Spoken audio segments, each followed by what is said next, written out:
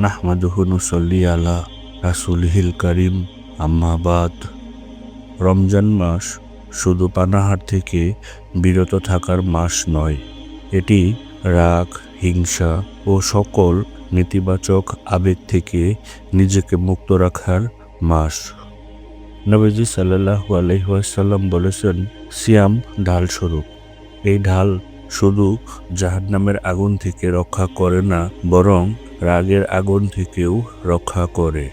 তাই রমজানে কেউ আপনার সাথে ঝগড়া করতে আসলে বলুন, আমি সিয়ামকারী বা রোজাদার। নবীজি সাল্লাল্লাহু আলাইহি ওয়াসাল্লাম একজন সাহাবীকে 3 বার উপদেশ দিয়েছিলেন, রাগ করো না।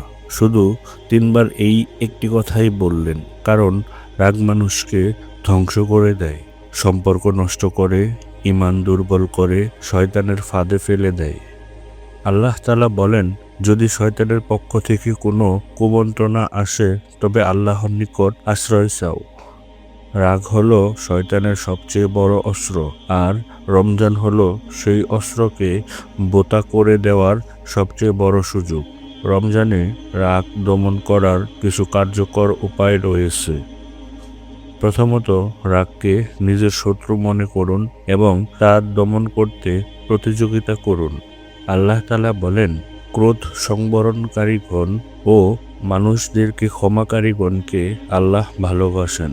রমজানে আল্লাহর ভালোবাসা পেতে চাইলে রাগকে জয় করুন। দ্বিতীয়ত, রাগের মুহূর্তে ওযু করুন, কারণ রাগ হলো আগুনের একটি কণা, আর পানি দিয়ে আগুন নেভানো যায়। রমজানে ওযু করে নামাজে দাঁড়িয়ে যান, রাগ এমনিতেই গলে যাবে।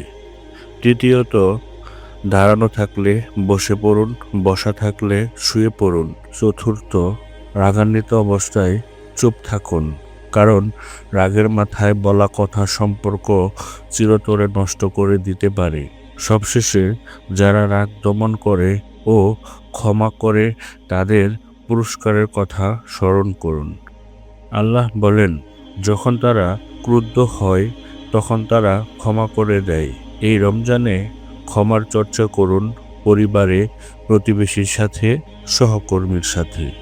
রমজানের সিয়াম আপনাকে শেখায় সংযমী প্রকৃত শক্তি। যে নিজের রাগকে জয় করতে পারে সেই প্রকৃত বীর।